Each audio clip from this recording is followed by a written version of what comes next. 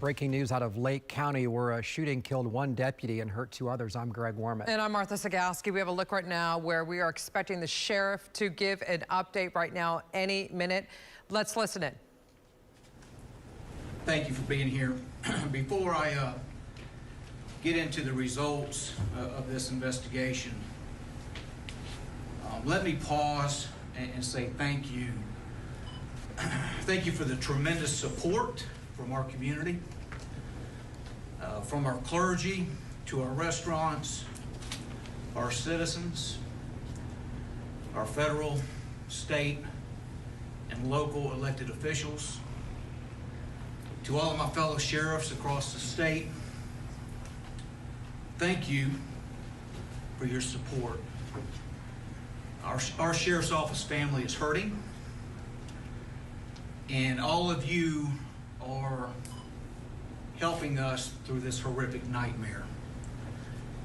I can't thank you enough for the support it is felt, and it is much needed support, so thank you. This is going to be a little long, but I need to tell the story. The Lake County Sheriff's Office received a 911 call at 19:45 hours on August the 2nd,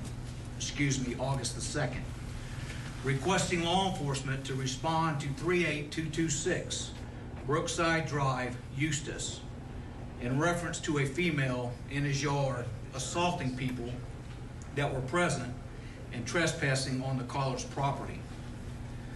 This turned physical as the trespasser, later identified as Julie Sulpizio, began striking the complainant's wife, his father, and others. The complainant stated she was acting religious, accusing them of being sinners, and she knows what they did. They identified Julie Sulpizio as their neighbor, but Julie states that she is Helen under God's will. At 19:58 hours, Corporal Owens arrived on scene. Julie Sulpizio approaches Corporal Owens with her hands concealed behind her back. She was given a command not to approach and to back up by Corporal Owens. As she walked into his outstretched hand, this prompted Corporal Owens to unholster his taser, briefly pointing it at her until she took a few steps back. Two of the victims that were present with Corporal Owens and with the complainant in close proximity. During a calm verbal exchange, Julie Sulpizio states that they, meaning the group of people that were present there, were involved in pedophilia. She again claims to be Helen, and she asked one of the victims that she had battered, "Who is your God?" Julie Sulpizio stated to them that Julie is in heaven. She then went on to state, "You see, the thing is, we needed to trick Lucy, and we later learned to be a name she calls Lucifer." She then points at Corporal Owens and states, "You were one of them." She continues by stating, "See, we needed to trick the evil to come out." One of the victims explains that Julie Sulpizio wanted them to walk in front of her to her house, but they didn't trust her. The victim asked her, is Michael okay? And Julie stated, "Oh, see, he sent me down here." The victim states, "Oh, did he?" And Julie says, "Yes, my husband, my God." Julie Sulpizio again attempts to convince them to go to the house to see. She states, "Yes, Michael, I am coming," and begins to walk towards Corporal Owens, which puts out his hand to block her, to which Julie pushes Corporal Owens' hand away. Corporal Owens steps rearward, raises his taser, and gives her a warning. And the taser emits a piercing audible tone and a flashing light as he points it at Julie. And she stated to Corporal Owens, "That's God's light," and approached him with her arms crossed on her chest, smiling. Corporal Owens redirects her rearward, causing her to fall to the ground on her back, tells her to stay down, at which she resists. He ultimately holsters his taser and produces his handcuffs, applying control to Julie's right wrist. As Julie Sapezio she stated, "You want to play? You are just making me madder." Julie on her back states, "Let's do this now," followed by, "I can feel him," and yells out, "Michael, Gabriel, Timothy, it's time now to protect my children." As another deputy arrives, the responding deputy handcuffs Julie. At 2010 hours, Sergeant Stevens and Corporal Owens arrive at Julie Sopeziano's residence, which is walking distance from the original incident location, to conduct a well-being check on Michael and Julie Sopeziano's children. Announcements are made at the door, and contact was attempted to no avail.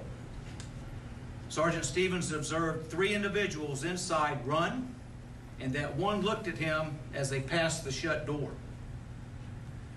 Corporal Owens also finds 2 small dogs deceased in the front yard. A loud banging, approximately 4, was heard but could not be identified or located. Corporal Owens identifies an open window on the east side of the residence with the screen kicked out, raising his suspicion about the well-being of Michael and other occupants inside. Corporal Owens asked for additional units to respond while he and Sergeant Stevens hold the perimeter. They believe that this incident may have involved a burglary or a home invasion of some kind. As additional deputies arrive, they are briefed on the details. Deputies positioned marked Lake County Sheriff's Office vehicles in view of the residents and activated their blue warning lights. Master Deputy Link begins making multiple announcements over his PA, identifying themselves and calling out to the residents. Deputies, along with supervisors, attempted to formulate a plan to make contact with whoever was inside, which had not been identified at that time. Corporal Owens interviews the neighbors, which stated that they observed Julie Sopezio and Michael Sopezio exit that white truck and go inside around 1830 hours. Corporal Owens gets Julie Sopezio's phone number from neighbors, and the deputy attempts to call her mobile number. Julie's phone was not on her at the time of the original incident that I described, and it was believed to be inside the residence, possibly with Michael. An attempt was made to call the phone, which went straight to voicemail. The neighbors stated that Michael said, "The next time I see you, I'm going to shoot you," while speaking to the neighbor's children, and this was a few days prior. At 21:03 hours, Master Deputy Link, along with Master Deputy Howe, Sergeant Stevens, and Master Deputy Kessinger, attempt to enter the residence while making announcements. They enter through the rear door of the residence, which is closest to the driveway, and appears to be used for ingress and egress. As they opened the door, it entered into a small laundry room, which led to an intersecting hallway that led left and right.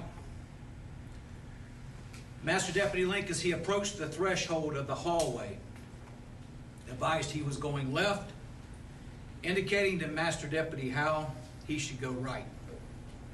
As Master Deputy Link crossed the threshold into the hallway, his body-worn camera captures several frames of what appears to be a male in black sleeve shirt or body armor, positioned with a rifle on the arm of a couch, waiting to ambush deputies. Master Deputy Link does not see this, as he is focused on moving left and the camera's pointing straight. But as he's focused on moving left, as he indicated, and he enters the hallway with his back to the suspect, believed to be Michael Sopezio.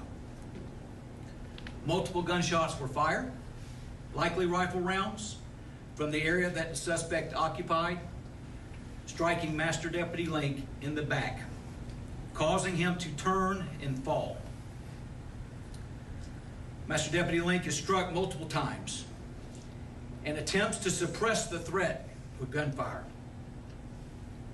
During this event, Master Deputy Howe is also struck in the wrist from a projectile that came from the area of where Michael Sapizio was positioned.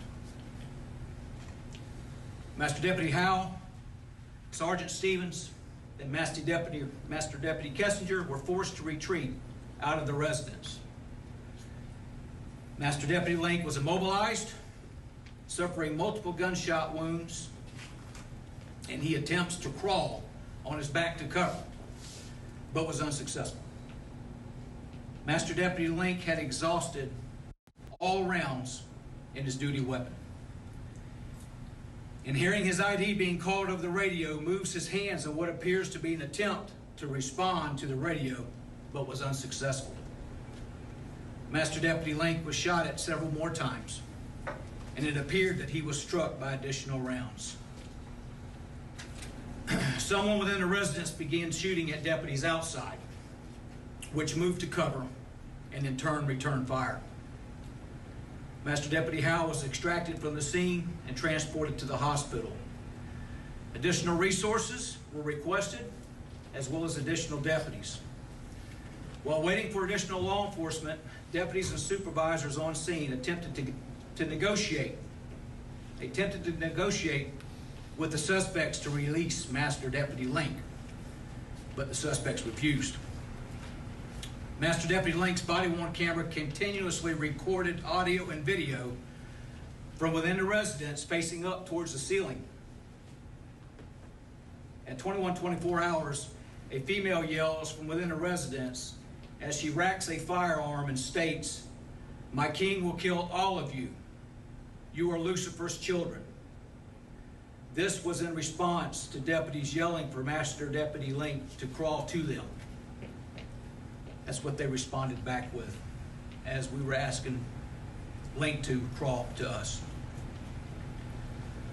The deputies now cannot see Master Deputy Link, and his location within the residence is unknown. At 21:26 hours, Master Deputy Gargano, Master Deputy Green, Corporal Palmer, and Master Deputy LeBrecq, all members of our SWAT team, arrive on scene and organize a plan to rescue Master Deputy Link. Master Deputy Gargano was lead in using a ballistic shield as cover while moving through the laundry room into the threshold of the hallway. He was using a ballistic shield as cover as he was moving through the laundry room. As he approached the threshold, a volley of gunfire erupted from within a residence towards those deputies, in addition to deputies outside as well. Master Deputy Gargano was shot through the wall multiple times by a high caliber round, causing him to be incapacitated. Master Deputy Green, Corporal Palmer, and Master Deputy LeBrecq extracted Master Deputy Gargano, which had been shot multiple times to cover and were actively being engaged by the suspects from within the residence as they were doing this. Heroes. Master Deputy Gargano was extracted from the scene, transported to CFR Sanford as a trauma alert in critical condition. Later, as SWAT is getting into position, a female could be heard mentioning suicide. This was captured on Master Deputy Link's body-worn camera. The racking and reloading of firearms within the residence could be heard, captured by Master Deputy Link's body-worn camera. At 23:02 hours, 2 gunshots could be heard in quick succession, with a third one a few moments later. Our SWAT rook began to make entry into the residence, removing a large portion of the residence wall in an area where Master Deputy Link was believed to be. SWAT operators make physical entry into the residence. They locate Master Deputy Link and they extract him. Master Deputy Link is transported to an awaiting medical helicopter, but while en route, the transport redirects to Waterman Hospital, where he is ultimately pronounced deceased. And as SWAT cleared the residence, they located two females sitting on a couch with what appeared to be self-inflicted gunshot wounds to the head. These two females are identified as Cheyenne Sulpizio, 22 years of age, and Sylvana Sulpizio, 23 years of age. A male also located on the couch with what appeared to be a self-inflicted gunshot wound to the head, but had a faint pulse. He was later identified as Michael Sulpizio.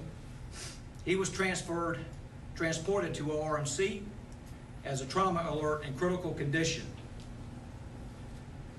Michael Sulpizio ultimately succumbed to his injuries and was pronounced deceased at ORMC.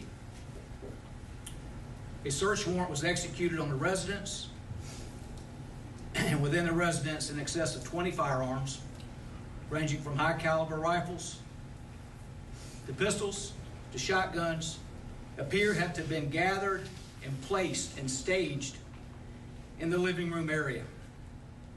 Ammunition had also been stockpiled in the living room. A search of the house showed gas masks, body armor, ghillie suits, medical bags, bug-out bags, MREs, and bottled water just stockpiled up. Throughout the residence, anti-government propaganda was observed, along with conspiracy theory-related media.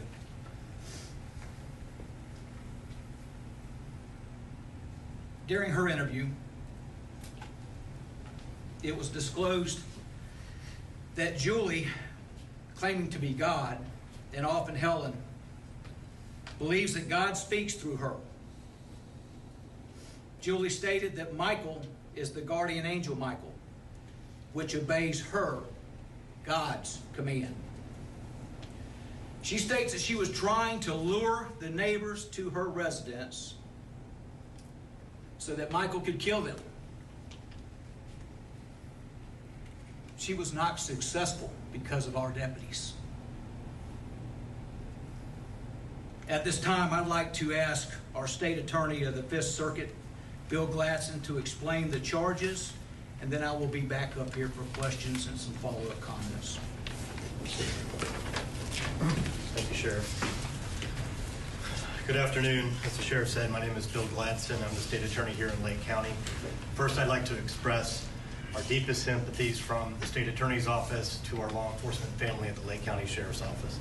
The deputies and what you just heard is nothing short of heroism. They are absolute heroes, and enough can't be said about how they saved lives that night. So this afternoon, my comments have to be somewhat limited, and the sheriff went into good detail, and he and I discussed before we came out here the importance that it is for the community to know, to the extent possible, what happened. Because it's important that everybody know what these deputies face every single day that they go out and they keep us safe. So with that, I'll tell you that there was evidence collected, there was body-worn cameras that were watched, there were videos, there were interviews, and for the last 48 hours, his detectives and deputies have been working tirelessly to piece together exactly what you just heard the sheriff explain. And we now have a good idea of what happened, and that resulted in the arrest of Julianne Sulpizio. So her counts right now are a total of 12 counts. In this kind of case, where one count is first-degree murder of a law enforcement officer as a principal, we have to go to a grand jury. So we have 21 days in Florida after an arrest to convene a grand jury and present this case. And then from then, there's 45 days that the state attorney has time to investigate whether or not to seek the death penalty, since it is a death penalty eligible case. So I need everybody to understand, first of all, be patient as you are, and we appreciate it, understand that we in this office, along with the sheriff's office, will do everything that we can to bring justice to the families of the victims, to the families of Deputy Gargano, Howell, and Link, and to the people of Lake County, because this was nothing short of an ambush, and the evidence will show that. It's absolutely just indescribable, as the sheriff alluded to earlier. So thank you, Sheriff. John, would you give an update on our 2 employees that was hot off the press while Yes. in the state attorney? So we do have good news to report on the conditions of our deputies. We've been obviously keeping a close check on Deputies Gargano and Howell and monitoring their conditions as they remain hospitalized. Deputy Gargano underwent his 3rd surgery today, and the procedure went very well. Therefore, we are obviously hopeful that he really begins to show some good signs of progress towards a full and complete recovery. At the end of the surgery, about an hour and a half ago, the medical team was expecting him to be able to speak and communicate freely on his own when he wakes up, and he is now listed as being in stable condition. Deputy Howell underwent a 2nd surgery on his arm today, and he should be waking up momentarily. He is also expected to make a full recovery to include full mobility of his left arm. And we just obviously covet everyone in the community to continue praying and lifting them up for just complete healing throughout the remainder of their recoveries. We just received that, as the Sheriff said just moments ago. Thank you, John. I also want to thank all of the law enforcement agencies that responded that night. There were many there, federal, state, and local. The response was unbelievable, coming together for that event. But I particularly want to personally say thank you to all of my employees. I know you're hurting, but please know that you're loved and appreciated. And this community loves and appreciates you. And together we're going to get through this. With that, I'll take any questions. Sheriff, I've got a 2-parter here. First, if you can help us with the math. How long was it between when deputies arrived on scene and when they approached Julie and that house? And then, I'll start with that and I'll go to my other one after. Yeah, I mean, there was a little bit of time, obviously, because we were conducting an investigation there, but I'm sure we have that in our reports that we can hand out to you, the timeline. But thinking back, I can't give you specific right now. That's okay. And on that note, has in her interviews yet Julie said why, if the target was the neighbor, they decided to attack the deputies as they approached the house? I don't have that information unless the detective does. Yes, sir. Julie, Come on up. so during the interviews, Julie expressed that she was able to visualize a person's soul, whether it be white or black, and her job was to bring Michael dark souls for him to eliminate and terminate. Sheriff, maybe this is a question for the state attorney. By the way, our condolences from all of us at News 6. Yes, sir. To all of you in the entire community. How do you prosecute a woman who appears to be mentally disabled, deficient? Is she still being arrested currently? What's the status and what do you do now? So right now, we'll do an extensive investigation into any potential mitigation, any potential issues that she might have. But it's too soon to speculate about what conditions she may or may not have. And, we have to follow the evidence and we have to proceed where the evidence leads us. And those are things that will be dealt with at a later time, at a later stage in the process. Are you concerned? No, I'm confident in the evidence that we've got. So, in a related question to that, it's one thing for one person to have mental disease. Okay. This appears to be a whole clouded household full of stuff going on. Did you find evidence of drug use? So, did you find, besides anti-government stuff, did you find like literature and like devil worship and So, I'm not the best person to speak to that, but I would actually ask that, unless one of the detectives knows in particular, that we probably shouldn't speculate about things we don't know yet. any drugs and stuff? So inside the residence, after the search warrant was executed, we found medicinal marijuana. No other drugs were found inside the residence, just medicinal marijuana. Detective, could you talk more about that anti-government propaganda and the conspiracy theory related materials? What theory was that? There was bumper stickers, handouts, flyers for things like InfoWars, various podcasts. No writings were found per se. We're still going through a lot of evidence at this time, so we're still looking at it, looking for more. Is there any evidence to show this family was part of a bigger network, or was it just an insular household? So our federal partners are running that stuff down for us now. We don't have anything right now as I'm speaking to you to show that, but they're still running those things down. John, you mentioned the update on Deputies Gargano and Howell. Thank you, by the way. Would either of you share, this is for you too, if someone knows them personally, would you like to share a few words about them? We haven't heard much about them, who they are, what you'd like the community to know about them. Just like you, caring people, devoted to their job, selfless. Just love doing what they do. They love serving our citizens, and they're in great spirits. You know, they took action right away, and for something bigger than them, and that's good stuff. Did the two adult children in the household, did they ever go to school? Have we looked into their past? Were they isolated by their parents? So in interviewing, and again, this is coming from Julie, the children, actually for children, the younger adults in the house were removed from public school right around the time middle school and placed into homeschool. Julie felt that it was best for them to be there so they wouldn't be exposed to other children, other beliefs, other structures. Sheriff, at what point did Julie leave the scene? Since she was detained and taken into custody on the Baker Act, was she already gone from the scene when the attack on your deputies started, or was she still there? At what point did she leave? Yeah, I believe she was taken from that scene. I would say a significant time prior to the shooting, but before the first shooting started. Yes. Were there any prior concerns in the community of this family and their anti-government beliefs and just kind of how they ran their household? Yeah, I mean, we had a couple prior animal enforcement type calls there, but we haven't had anything of violence or anything like that.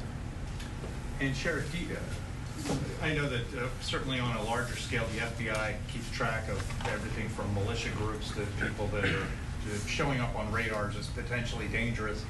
Does the sheriff's office and most sheriff's offices in Florida, do they keep an eye on certain groups of people, and were these people on part of that radar screen other than the animal control incidents you mentioned? Well, I will tell you the first part of your question, we have task force agents assigned with our federal partners for that information sharing, as well as plugged into what we call our Central Florida Intelligence Exchange, our Fusion Center. So we do know that there are those entities that are out there. This group was not on that radar at the local level. You're referring to them as a group. Is it a family? Is it a cult?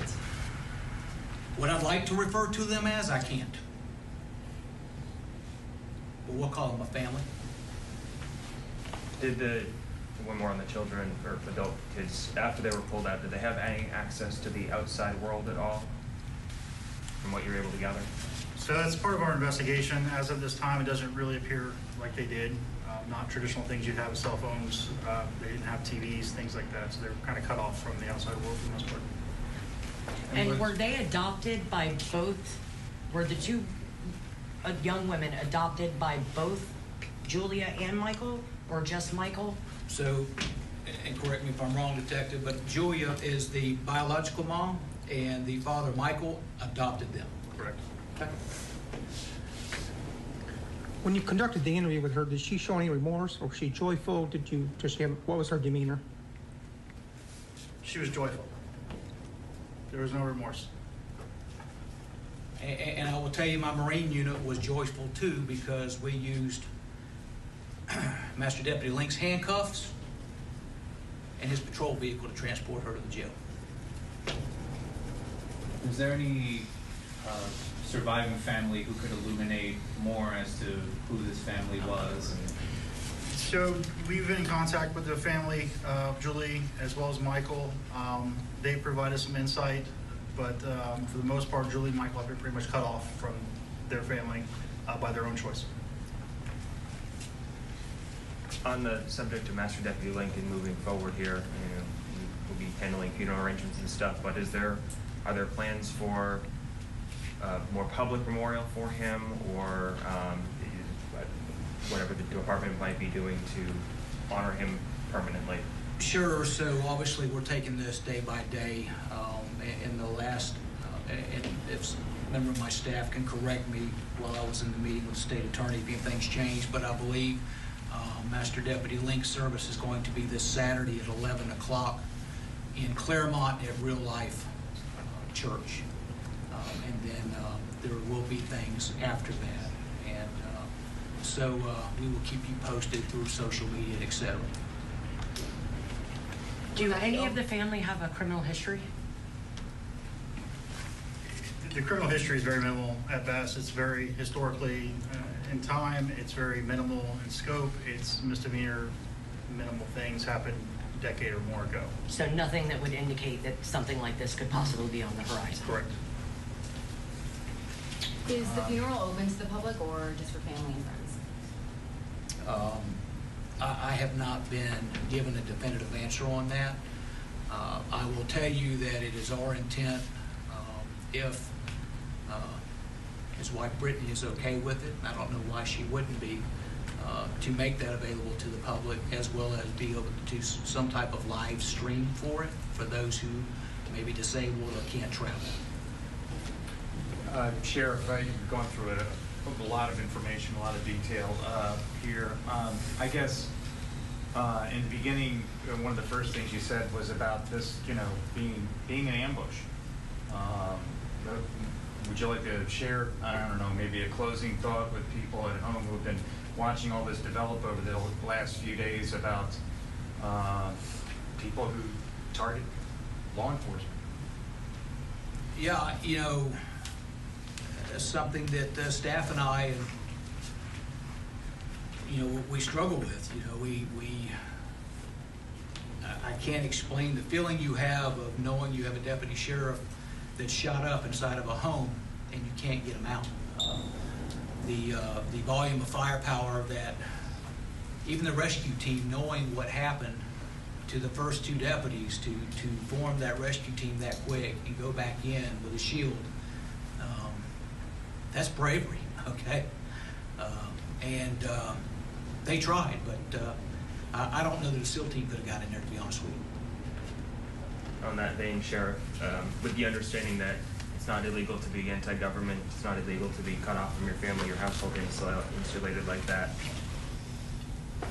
it sounds like this series of events, there was no attempt, there was no chance to interfere and prevent it ahead of time, but is there anything on that matter that the community can do, look out for, to prevent a repeat somewhere else in the future? Or is this just a situation that... Well, it's cliche. We in law enforcement are always stating, if you see something, say something. And that's important. If you see something that doesn't seem right, call your local law enforcement. We'd rather come out and investigate it and it be nothing, and then instead of a week later, we've got another situation like this. To my knowledge, as of right now, speaking to you, we didn't have any warning signs that this family, would do something like this. Has Julie been informed that her family is dead? And if she has, what was her reaction? So Julie was informed on the first day that her family was found deceased, and her reaction was that they're free and they're in heaven now. Later in other interviews, she would say things like her bullets wouldn't hurt her or them, but she didn't seem to kind of grasp the concept that they were gone. Now that she's in custody at your jail, Sheriff, is she under a suicide watch? Yeah, she'll be in protective custody, isolated. As for mental health for your own deputies, how are you guys going forward? How are you guys doing? Are there any resources for you guys? Yeah, so it's a great question, and we've already started that process. You know, we have a partnership with the University of Central Florida. It's called UCF Restores. They've sent their people here. We started that process immediately through rotation of our deputies, and it makes me feel good when I see them. Yesterday when I was out there to just greet them, I don't sit in on the meetings with them. That's for them. But I had over 80 on the first day, you know, show up out there. So we want to make sure that their well-being is good. There's a lot of heads hung low here.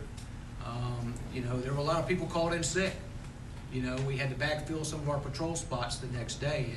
And when I tell you this agency is hurting, we're hurting. But we're going to get through this.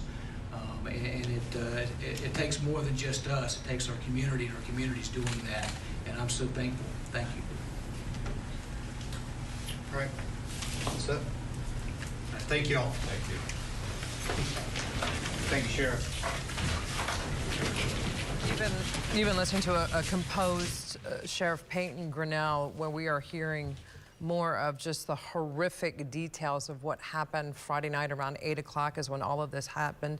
He said his department is hurting right now. There are no warning signs to what transpired, but we're getting new insight, new details as to how this all happened. One of his deputies succumbing in a barrage of bullets. What happened is that these deputies were called out around 8 o'clock to a home in Eustis, and they were met with a woman who the neighbors say was being delusional, acting religiously, but quite delusional. And at some point, those deputies were lured. She lured them to her home where her husband was and children were. When those deputies saw something, it looked like the door had been kicked in, they entered that woman's home, and that's when they were met in just a barrage of gunfire, a hail of bullets. What happened and what we're listening is that Master Deputy Link attempted to crawl out of that home. He was shot in the back. He attempted to retreat. He was shot several more times, and we're hearing from the sheriff that he exhausted every single round that was in his police weapon. At some point, those other officers were able to retreat, and then they were trying to negotiate to get them to release those suspects. Master Deputy Link, who was still inside that home, the 3 people inside refusing to do that. Understand this, Greg. That deputy had on his body-worn camera, as all law enforcement have. So the sheriff and investigators and detectives had to go through that body cam video, basically watching how this deputy was murdered and ambushed. Yeah, it started with the phrase horrific nightmare, and then as we watched it, and I've watched a lot of news conferences, as have you, I've never seen this sort of full disclosure in detail. Again, they found, once they were in there, firearms, pistols, shotguns, ammunition all in the living room. Again, they say that the deputies actually stood between what would have been the murder of the neighbors, which was what the initial plan was, not to kill the deputies. And you heard Bill Gladson, the state attorney, say nothing short of heroism. They are absolute heroes saving lives that night. And he said that the reason that these details are being released to all of us, and it's gut-wrenching, you can feel it in your stomach, he said, because it's important to know what deputies face each day to keep us safe. The sister, the surviving, or the mother, Julianne Sulpizio, she faces 12 counts, may get the death penalty, but her mental health will be in question there, and we could see defense attorneys possibly trying to use that as her defense. I wanted to also give some good news. Deputy Gargano, 3rd surgery went well. He may be talking right now with family, with the ability after the surgery going so well. He's unstable. And Deputy Howell had his 2nd surgery. He should make a full recovery. And here's another important note that the sheriff said, that Julie was taken away in Master Deputy Link's handcuffs, and they used his vehicle to transport her to jail. He wanted to make sure that the community knew that. We've seen that with other issues like that. And the one thing I will also underline to tell you how just horrific and mind-blowing this is, when she was told, Julianne was told about the death of the deputy, she was joyful with no remorse. And the other thing was when she was told that her husband and 2 children had taken their own lives, she said, well, at least now they are in heaven. And when she was asked about Deputy Link dying, she said something to the effect of, he's a dark soul. And she felt that she was a messenger from God and that Michael, her husband, was an angel. I mean, this story is so twisted. Yeah, and they did a search warrant and they found dozens of rifles, high caliber weapons, shotguns, all staged in that living room area. And when you heard the sheriff talking, Greg, he said these deputies basically were walking in and all of this weaponry was aiming right towards them. They had no idea what they were walking into. They found gas masks, body armor, MREs, bottled water, and anti-government literature. And when we asked the question, hey, had this family been on the radar?